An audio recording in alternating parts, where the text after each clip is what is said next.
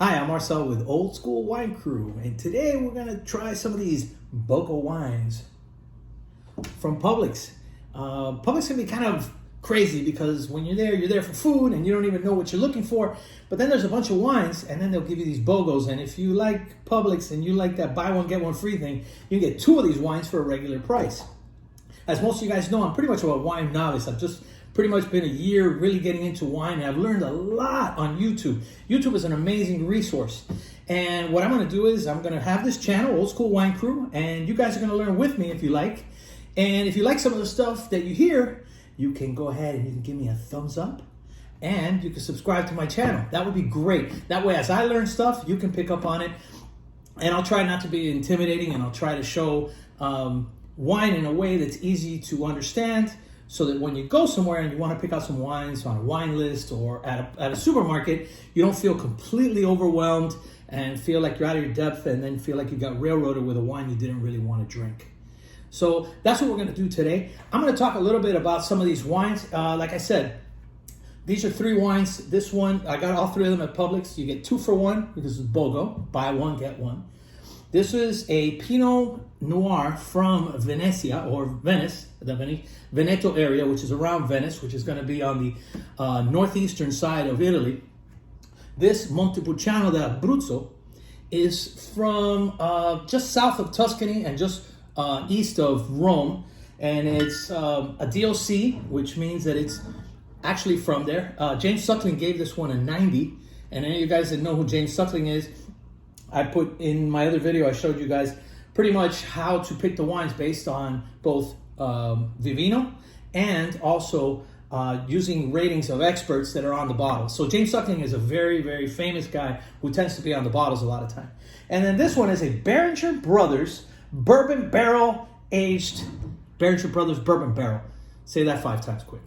Anyway, most of wines are aged in oak barrels, whether it be American oak or French oak, depending on, American oak tends to make it more vanilla. French oak makes it more soft, so to speak. That's what they say. I've found that to be true, now that I'm kind of figuring it out. This one's in bourbon barrels.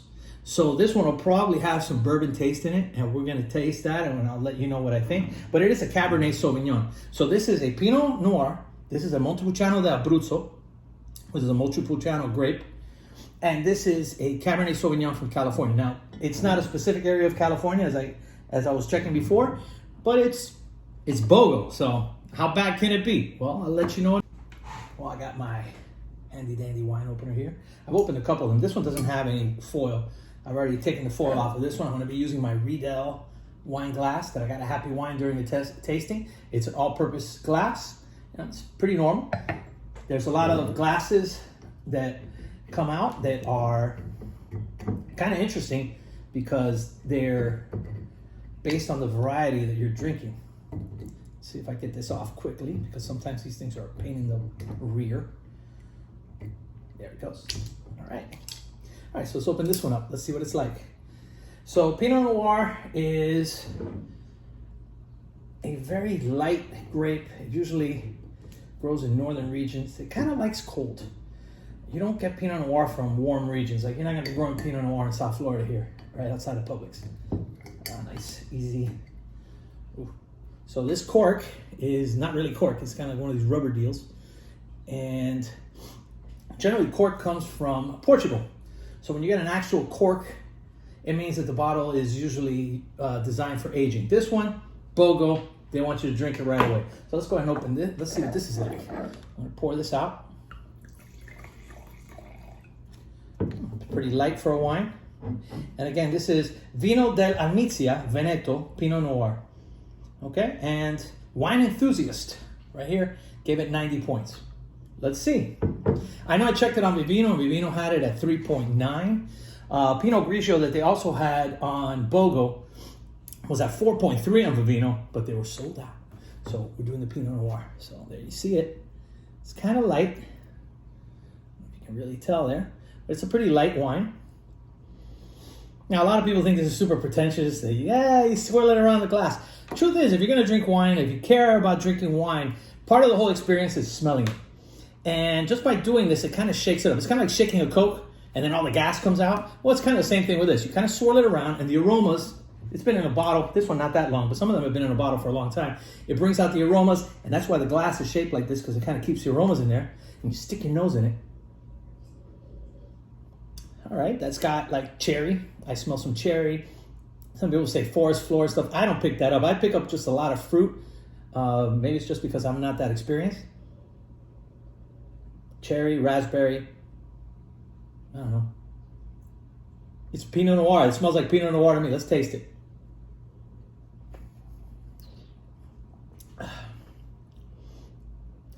Again, a lot of strawberry. It's, it dries out your mouth a little bit. That's what's called tannins. Doesn't have a lot of acid. It's kind of fruity. I'm not gonna lie. We had this bottle last night, and it was a crowd pleaser. Everybody liked it. It was very fruity. It's nice with dinner. It's not overwhelming. If you're not technically a wine drinker, this is a nice wine to drink because, hey, it's fruity and it goes well. It's a nice thing to just drink while you're kind of having a conversation, watching TV. The idea with wine is they say the more acid it has, the better it is to have with dinner. I'm not sure about that yet, but I'm pretty sure it's true, but I haven't really experienced it. I know with white wines, I can taste the acid a lot more, and with some of the other ones, but I kind of like the wine to just be balanced. I don't want to notice anything. I don't want to notice that it's too tannic, it dries out my mouth, or it's too acidic. The idea is that it just, you can taste it, and you taste a lot of different flavors in your mouth, and you just kind of enjoy it and think about it. It is a little bit pretentious. I get it. I get it. But if you like this stuff and you're willing to kind of explore your palate, it can be kind of interesting. Okay? So let's see. I serve myself too much of this stuff. I need to get like a cup, something to throw it away because I'm not going to drink all this right now. I'll be lit by the time I'm done. Anyway, there's your Pinot Noir. Very light. All right, so part 2 of the video. Montepulciano d'Abruzzo. So Jen and I were in Europe, and we were in Tuscany.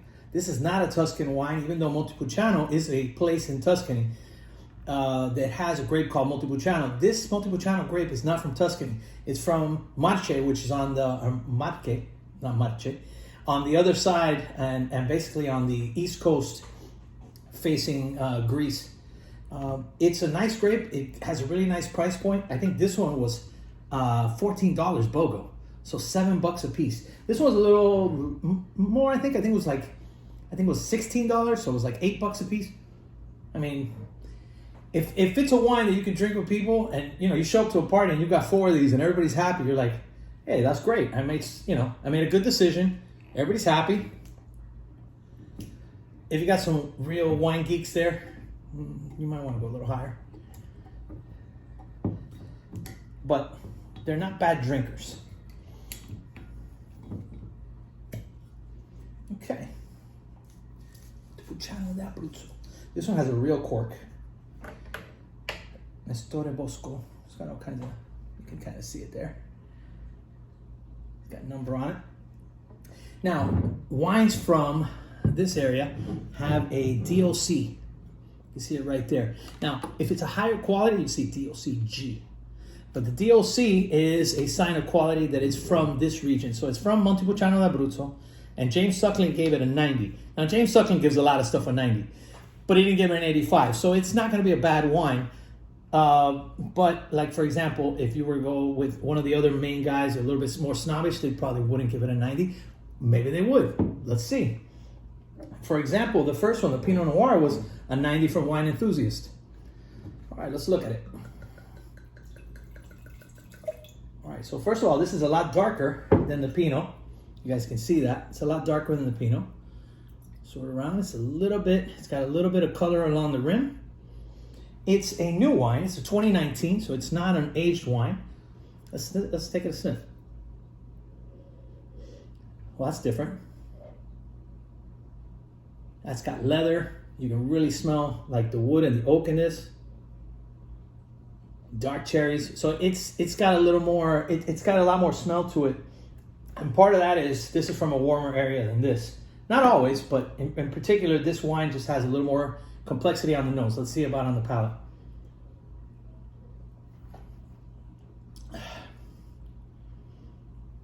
This has a lot of acid. It tastes like, it's like a leathery, kind of like plums and stuff like that. This is one that I would say would be really nice to have with dinner.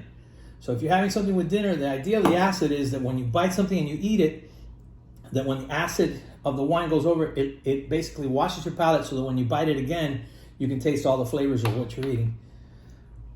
So this one it's a nice wine for $7. I mean, it's a no-brainer. One of the reasons Italian wines are cheaper also is because the land's been owned by people for years, versus like Napa, where probably the vineyards have been recently purchased, so they're still financing the vineyards, and they're like at $1 million an acre. So those wines tend to be a little more expensive, especially from the Napa area. This is from a specific area in Italy. This is from a specific area in Italy as well, around Venice, and this one's around more like the Rome, east of Rome, and then this one's from all of California. So you can see the California wines tend to be a little more expensive than some of the stuff that you can get out of Italy, or even France, which sometimes would be counterintuitive because you think to yourself, okay, it's got to come, you got to ship it, you got to do all that stuff. But what it is that they don't have a land cost like the Beringer does in this case. Let's see. It's nice. It's nice. I think this on Vivino was a 3.8 or 3.9. I give it like a 4.0. I know I gave this on Vivino on my rating thing, and I gave it a 3.9. This I give it like a 4.0 just because I think it's a little more complex. You know what I'm saying? So let's open up the Beringer. Let's see what that's like. Bust this guy out.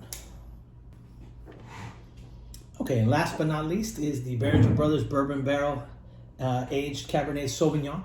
Cabernet Sauvignon is a grape that's pretty much widely planted all over the world. There's certain places where it does really well. California does well.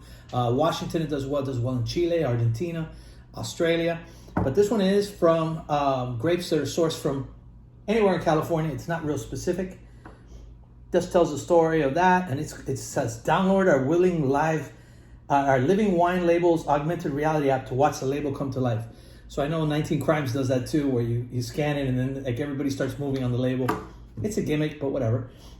And it has 13,923 ratings on Vivino, and it gives a 4.1. So 4.1 from a standpoint of Vivino is supposed to be like 90 points, 90 to 92 points, which means people like it. So if I was buying this wine and I scanned it on Vivino and I was looking at it and saying, okay, is this something I should show up to a party with? 4.1 might be good. It's got bourbon barrel aging. It's something different that somebody might want to try. So it goes on Vivino for $14.95 a bottle. It was $16 BOGO, so I mean $8 a piece. So it was a great buy last week, considering that it could be possibly a 90-point wine or a wine that people like. Let's check it out. All right, so this one is basically like a very red, almost purple ruby color compared to the other one. The other one's more like a brick. This one has a ruby color to it. It doesn't have any age. You can tell by the edge, okay? Decent legs. It's got the alcohol by volume on this. Goodness gracious, where is it? 14.5, so that's a lot of alcohol. So this is a pretty strong wine, okay? Let's see what it's like.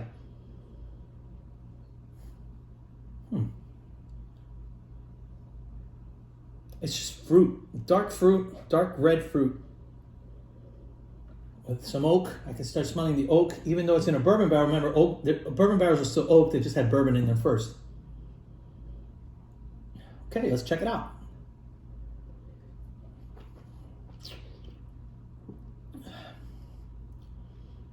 I swirl it around my mouth so I can get all over my palate, maybe get a little oxygen in there.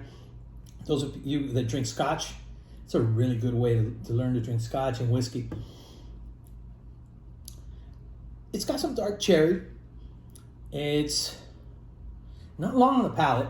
It's not bad. I mean, I'm not gonna say it's a bad wine. I'm just waiting for it to kind of like, I'm waiting for something else to happen.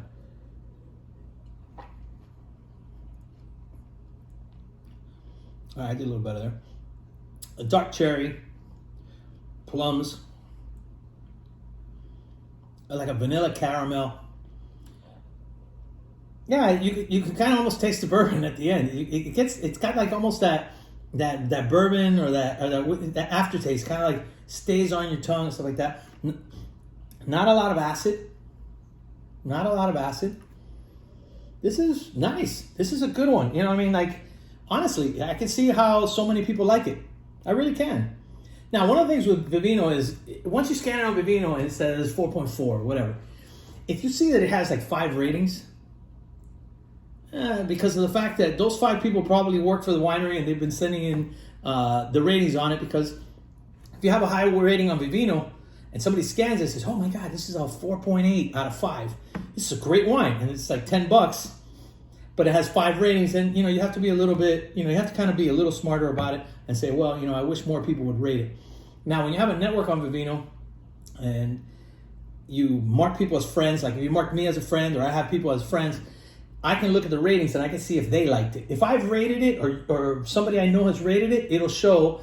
And I'll kind of, after a while, I get an idea of, hey, these are ones that are good because I kind of like what they like. And then it becomes a lot easier. But these are the BOGO wines that I was going to try today and open them up. Like I said earlier, if you like this video and you feel like you learned something, give me a big thumbs up, okay? And subscribe. It really helps me out because I'd really like to grow this. There's quite a few videos online that are very high-end, that are hard to understand for the regular person. So I'm trying to make it as simple as possible, and you guys can go on this journey with me, and I really appreciate it. So, cheers.